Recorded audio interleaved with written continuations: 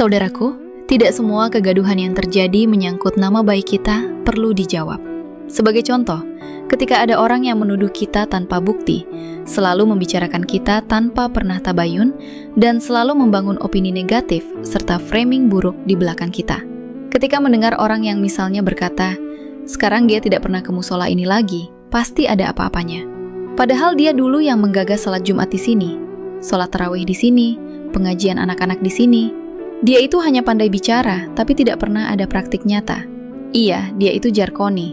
Bisa ngajar, ora bisa ngelakoni.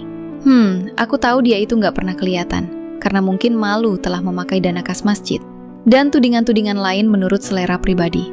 Bahkan para penggibah itu seolah lebih tahu dan sangat memahami tentang detail kehidupan pribadi orang lain.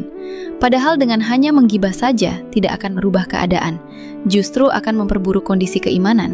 Karena jika tuduhan dia benar, akan menjadi dosa gibah. Sementara jika salah, maka akan menjadi dosa fitnah.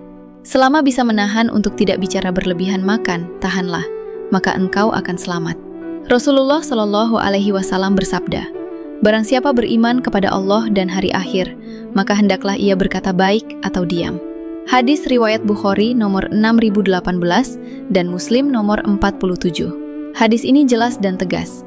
Tidak semua perkataan yang ingin diucapkan harus disampaikan. Tidak semua prasangka perlu disebarkan dan dibesar-besarkan. Selalu menghasut orang lain untuk membenci, membicarakan keburukan seseorang di belakang, menyebarkan tuduhan tanpa bukti dan tabayun. Itu bukanlah akhlak seorang mukmin. Imam Al-Hafidh Ibnu Abdil Bar rahimahullah berkata, tidak halal bagi seorang muslim menuduh saudaranya tanpa bukti yang jelas, karena kehormatan seorang muslim itu dijaga seperti darahnya.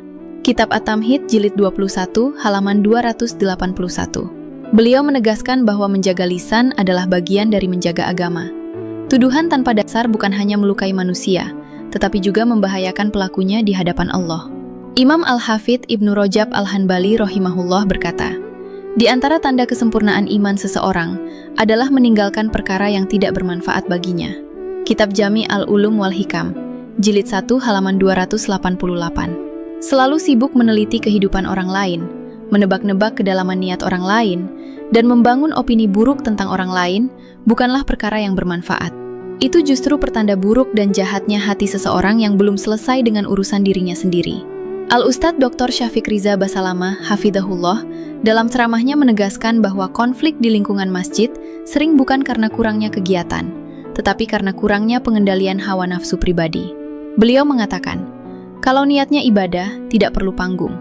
Kalau niatnya Allah, tidak perlu pengakuan. Artinya, siapapun yang beramal tidak wajib menjelaskan dirinya kepada semua orang. Syekh Sholih Al-Luhaidan rahimahullah, ketika ditanya tentang orang yang menjauh dari majelis karena banyak fitnah dan pertikaian, beliau menjawab, jika seseorang menjauh untuk menjaga agamanya dan menghindari fitnah, maka itu bukan lari dari tanggung jawab, tetapi menjaga dirinya dari kerusakan. Fatawa wa Tanbihat, jilid 2 halaman 94. Ketika ada seseorang memutuskan untuk menjauh, bukan selalu berarti memutus silaturahmi. Diam bukan berarti kalah. Menghindar bukan berarti tidak bertanggung jawab. Tidak perlu harus selalu membuktikan diri kepada semua orang. Tidak perlu mengaku-ngaku baik. Cukup perbaiki ibadah sesuai kemampuan. Jika kemudian ada yang selalu menuduh buruk, serahkan segalanya kepada Allah. Tidak semua perdebatan harus dilayani, apalagi jika hanya didasari emosi dan nafsu pribadi. Fokuslah pada amal solih, jaga hati dari iri dan dengki. Berusahalah menghindari konflik berkepanjangan yang hanya menguras energi.